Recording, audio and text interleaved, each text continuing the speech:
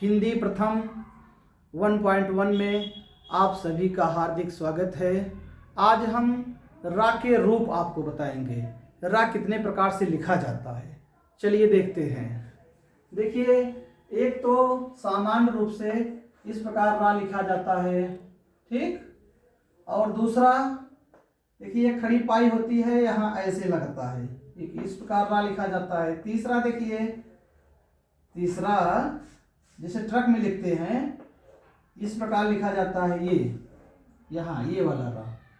और चौथा रूप देखिए, ये रेफ रा, ऐसे ऊपर लगा रहता है, वर्डों के ऊपर लगा रहता है इस प्रकार, ठीक है।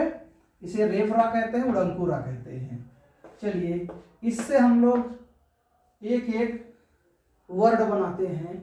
जैसे देखिए, ये रा हो गया, जैसे ये यहाँ ये इसको इस प्रकार लिखा जाएगा, किसी वर्ड में लिखा जाएगा। प्रा हो गया, जैसे ये देखिए ट्रा,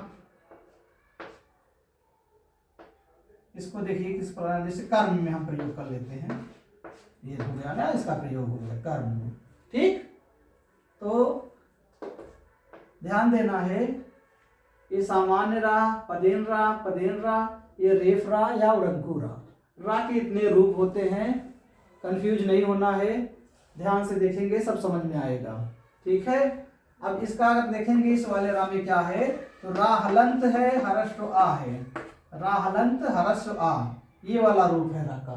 किसी भी व्यंजन में यदि हम हलंत का चिन्ह लगाते हैं तो उस व्यंजन से स्वर निकल जाता है। जो भी स्वर लगा रहेगा, जो भी मात्रा लगी रहेगी, वह निकल जाएगा बाहर, ठीक है। कहने का मतलब, किसी भी व्यंजन पर यदि हम हलंत का चिन्ह लगाते हैं तो वह व्यंजन स्वर रहित हो जाता है, ठीक है। जैसे देखिए, रा में हम हलंत लगाए तो रा में क्या है, हर्ष आ है, यह इधर आ गया, इसे वर्ण विच्छेद कहते हैं, इस प्रक्रिया को। रा यहां पर देखिए, ये आधा पा है कि पूरा पा है, बताइए। आधा पा है कि पूरा पा, बताइए। ये आधा पा है, ज्यादातर लोग पूरा पा बताते हैं।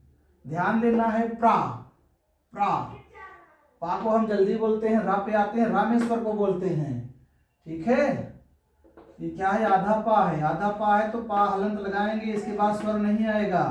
फिर क्या है, रा, ये रा है, रा में हर्ष आ है, प्रा, ठीक है। अगर यहीं पर एक पाई और होता तो यहां दीर्घ आ हो जाता, ठीक। समझ में आ रहा है ना। प्रा, जैसे देखिए ट्रा, यहां भी देखिए, लोग सामान्यतः इसको ज्यादातर लोग पूरा टा मानते हैं, पूरा टा नहीं है, आधा टा है।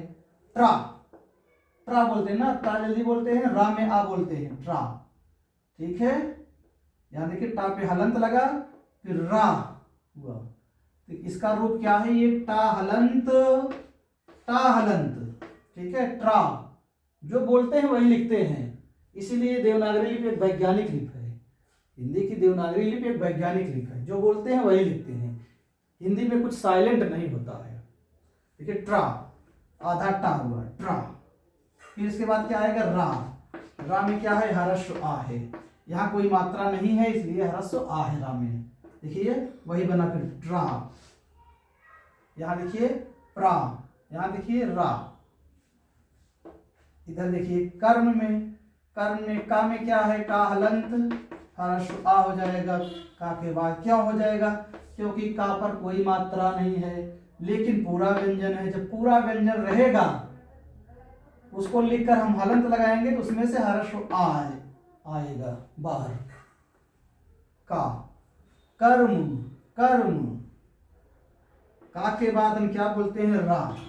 ये वाला रा हर समय आधा रा होता है, ये आधा रा होता है, स्वर रहित होता है, सहित नहीं, स्वर रहित। ये रा क्या है, स्वर रहित है, आधा रा है, कर्म। फिर इसके बाद क्या है, मा हलंत, मा में क्या है, हर्स्व आ है, कर्म, ये है। रा के ये रूप हैं, ठीक है। सामान्य रा है, पदेन रा इन दोनों कहेंगे, ये रेफया और अंकुरा जिसे बोलते हैं, रा के ये रूप हैं, ठीक है। एक रा जब इस प्रकार लिख देते हैं यहां पर ऐसे,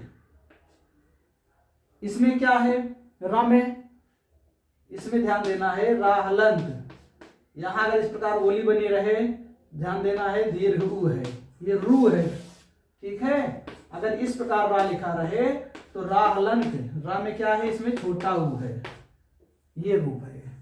रा के इस प्रकार रूप लिखे जाते हैं। मुझे पूरा उम्मीद है आपको समझ में आ गया होगा। अगर कहीं संशय हो तो वीडियो आप दोबारा जरूर देखिए, समझ में आ जाएगा।